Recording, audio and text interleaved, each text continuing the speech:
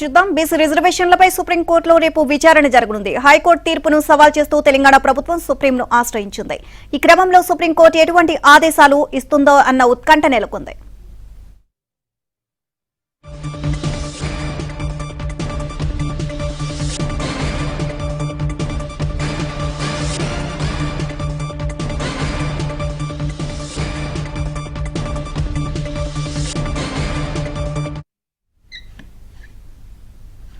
BC రిజర్వేషన్లపై సుప్రీంకోర్టులో రేపు విచారణ జరగనుంది. హైకోర్టు తీర్పును సవాల్ చేస్తూ తెలంగాణ ప్రభుత్వం సుప్రీంను ఆశ్రయించింది. ఈ క్రమంలో సుప్రీంకోర్టు ఎటువంటి ఆదేశాలు ఇస్తుందో అన్న ఉత్కంఠ నెలకొంది. దీనికి సంబంధించి మరిన్ని అప్డేట్స్ ఢిల్లీ కరెస్పాండెంట్ సతీష్ నాడి తెలుసుకుందాం.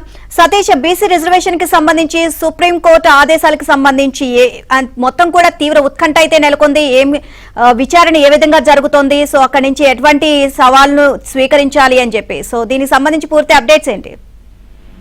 నీలిమ 42% బీసీ రిజర్వేషన్ పై సుప్రీంకోర్టులో తెలంగాణ ప్రభుత్వం నిన్న పిటిషన్ దాఖలు చేసిన పిటిషన్ పైన రేపు విచారణ రాబోతుంది. అయితే హైకోర్టు తీర్పును సవాల్ చేస్తూ సుప్రీంకోర్టులో తెలంగాణ ప్రభుత్వం తాజాగా ఒక పిటిషన్ దాఖలు చేసింది. ఆ పిటిషన్ సంబంధించిన అంశంలో రేపు క్లారిటీ వచ్చే అవకాశాన్ని ఇప్పటికే బీసీ రిజర్వేషన్లకు ప్రధానంగా దాదాపు తెలంగాణలో శాస్త్రీయబద్ధంగా 42%, 56% బీసీలు వస్తే అందులో 42% రిజర్వేషన్ ఇచ్చేందుకు తెలంగాణ ప్రభుత్వం అంగీకారం చేసింది. అందులో భాగంగానే జియోతో పాటు జియో 9 తీసుకురావడంతో పాటు ఇటీవల కొందరు దాన్ని సవాల్ చేస్తూ కూడా హైకోర్టుకు వెళ్లిన సందర్భంలో హైకోర్టులో పెద్ద ఎత్తున అక్కడ వాదనలు కూడా కొనసాగాయి. అయితే జియో 9 పైన హైకోర్టు ఇటీవల స్టే ఇవ్వడంతో పాటు కేసు విచారణ 4 వారాలకు వాయిదా వేస్తూ కూడా తీర్పు ఇవ్వడం జరిగింది. పాత పద్ధతిలో ఎన్నికలకు వెళ్లాల్సింది కూడా హైకోర్టు రాష్ట్ర ప్రభుత్వానికి ఆదేశాలు ఇచ్చిన నేపథ్యంలో వాటన్నిటిని కూడా పూర్తిగా కూడా సవాల్ చేస్తూ దాదాపు 40 పేజీలతో ఒక అఫిడవిట్ మాట ఒక ఎస్ఎల్